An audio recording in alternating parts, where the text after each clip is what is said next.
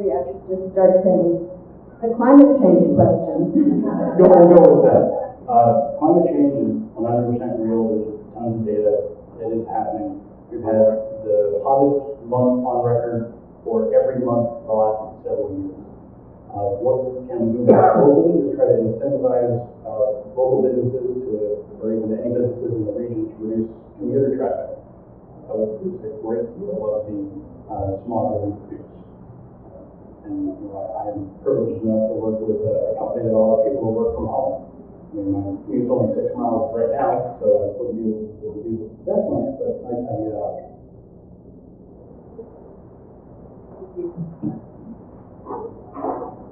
Person?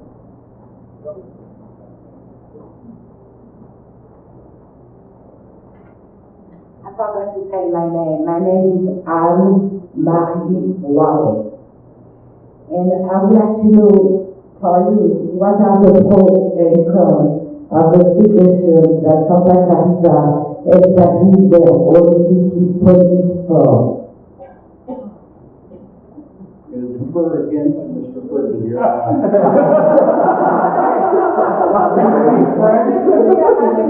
Police force. How do you feel about Santa Clarita having their own police force? That's an interesting thing that I've seen brought up fairly recently. I don't understand the full motive behind it, so I don't know if I could fully answer that question. I would love to explore and see what the pros and cons are of that. I'm a solution finder. I like looking at everything. I like facts. I like data. I like talking. I want to collaborate and find the best possible solution that we have available. We're a community of people. We're supposed to be working together, and we're not really doing that. We've got some people on city council that just kind of do as they please. So I would defer to any expertise out in the valley that has opinions on that, and I would love to get to the bottom of it and find an adequate solution. Why did I sit down? We've had an interesting political climate in Santa Clarita since December of last year, and I'm curious what your plans are for fundraising and how much you plan to spend on this race, and how you feel about money in politics. It's really difficult. I'm learning to run for office and not have money. I just cleared. I've spent a total of $100 on my campaign so far, and half of that was designing the logo.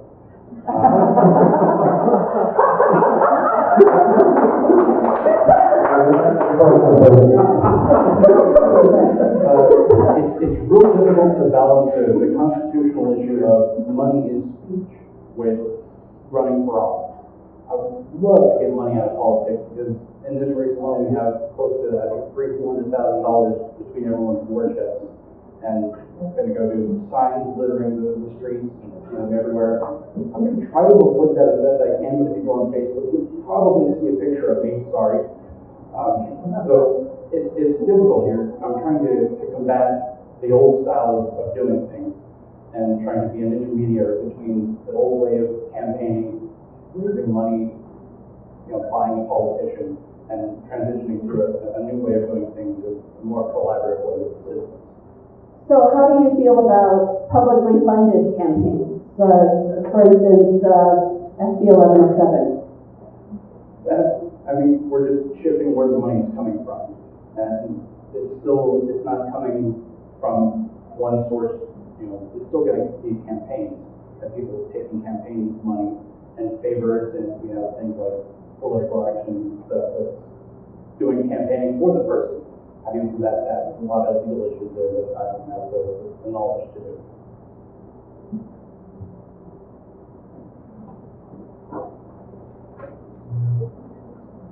And how do you feel about development in the city, further development of these big projects? And would you think it might be an idea for the city to stop in further development until there is such time that we have adequate water for everybody? Yeah, definitely. Like I said, I've lived here my entire life. I've watched, Solid go from, I think it was 2 or 3 signals when I was a kid to, I think there's 2 per mile at this point, or worse. We have some challenges there, especially with water shortages. We're going, like they said, off averages, and we need to look at what the current supply is and build to what's currently available.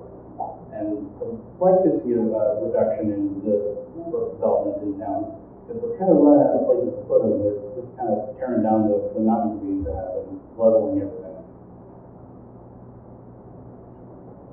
I appreciate your ideas about new technology as a city council member, but a person who runs the city council, obviously there's something bothering them, and they feel that something's not right. So I'm curious, based on specific issues, what do you think the city council's been doing right, and what do you think they've been doing wrong? Specific issues. Specifically, well, have you ever tried to get a hold of someone at city council to raise any concern whatsoever? That's a specific issue. You can't, if at all possible. I know Tim may have a contrary opinion on that one, but it's difficult. So the number one issue is just talking to our representatives. Specifically, I have kind of a pet project, if you will. My mom has tried to reach out to Mr. Bob Phillips and declare May 1st lunch lady day. And he responded once favorably and then proceeded to ignore her request. And that's something, with just kind of shining her on at first and then outright ignoring her beyond that. So I would like to facilitate better communication with everyone to find the actual issues that everyone has. Hi, my name is Logan Smith. The landfill question has come up a couple times regarding the Chiquita Canyon landfill, and I understand there's debate about the effectiveness of Santa Clarita on that. During your opener, you mentioned you stand up to the little guy. That's what the residents of El Verde are, so I'd like to get your position on the Chiquita Canyon landfill issue. Yeah, well, I don't want to live next to a dump, and I don't think anyone else does either. I don't know what we can do from a legal standpoint, but we can absolutely shine a light on the issue and make a lot of noise and make it well known that it's not just people of Albuquerque that are affected, but everyone in Florida. Now, there's going to have to be some compromise there because the trash has to go somewhere. So if we pile it onto someone else, we start shipping it up to Bakersfield, those people aren't going to be real happy with us. So we have to find a good compromise and find the best possible solution.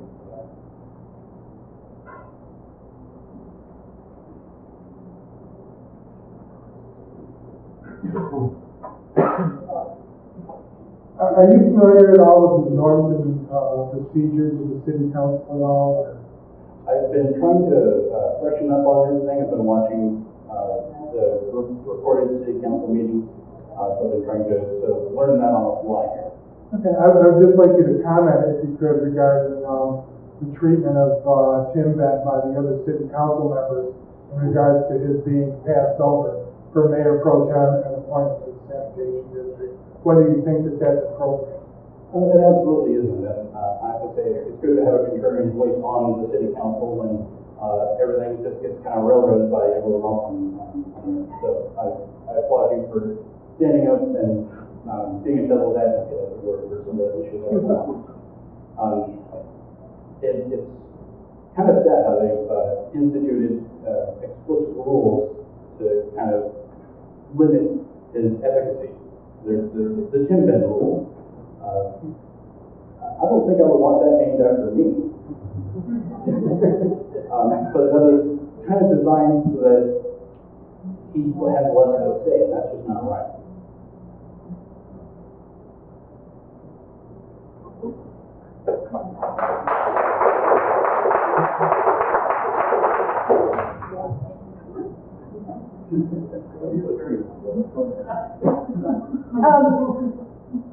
Living in Santa Clarita, we're kind of in this Bermuda Triangle of catastrophes waiting to happen. We have Whitaker Burmite, we have Semex, we have Chiquita, we have Sunshine. So we're kind of like in the middle of all of this crap. Why would anybody want to live here? And why would you want to be on city council if you know that we have all of these environmental dangers all the way around us? the good news is, the Burbank property hasn't blown up in a great number of years. We've got that going for us. These are all, regardless of the challenges that we have, 3 roads in, 3 roads out. God help us if there's an earthquake and it takes out everything. We're kind of stuck here. But this is a great town, and I absolutely love living here. I would never live anywhere else. If I were to move up to San Jose, there would be a pay incentive for me to move up there, but then I'd have to live in San Jose. And I would really like to stay here, and hoping to get a family going in the next couple of years. See how that goes.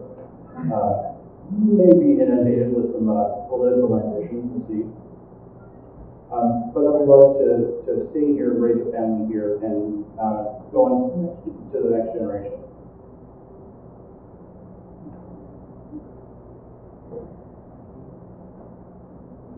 President?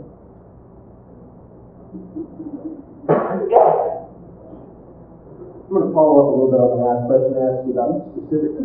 I understand what you're talking about contact, but specific issues.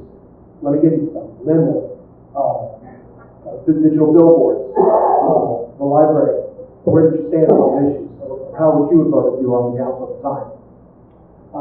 For the library, I feel like the county was shorting us, and we took control of that, and I think it was a good thing for us to do. We're getting more bang for our buck at the library. The theater, I wasn't opposed to putting it in downtown, but subsidizing the taxpayer money, I would really like to get some of my tax money back, and that really doesn't happen a whole lot. Some of the other specific issues that have been mentioned before is like the homelessness issue. I saw that come up last year, and I decided to volunteer at Bridge to Home.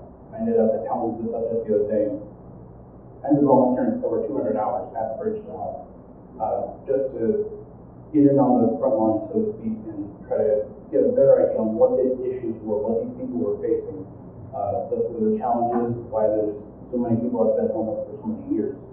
And it blew my preconceived notions out of the water. I had, I expected one group of people going in there, and it amazed me at how many of these people look like, they could be in the audience and you would never know.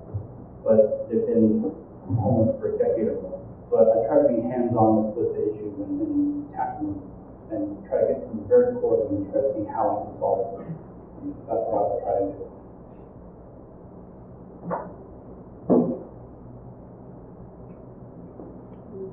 I have to ask the question one more time because you didn't answer this now. I fought a year against the digital billboards, and you can answer the question, how would you have voted with the digital billboards? And that's it. Thank you. Okay. As I understood the issue, the digital billboards were compromised to get down some of the remaining billboards that are scattered throughout town. I thought this was kind of a good compromise to, I believe there was going to be 2 digital billboards placed along the freeway. 3? Okay. And that was in talking to the Metro, which has the right of way on a lot of the billboards. But we've taken down a number of them.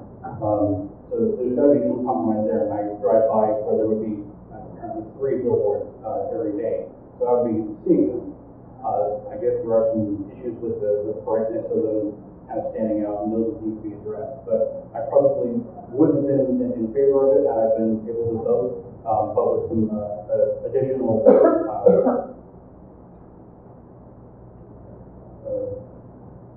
just tone down everything, the brightness of it, address some of those outstanding issues.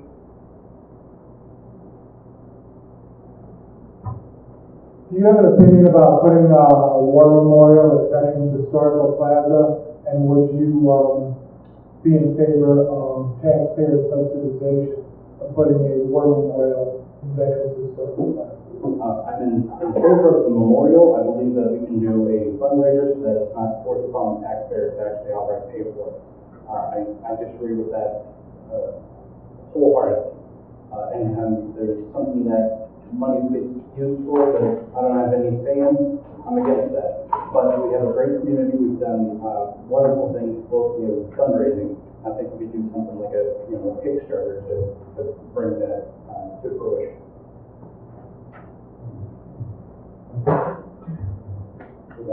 Okay.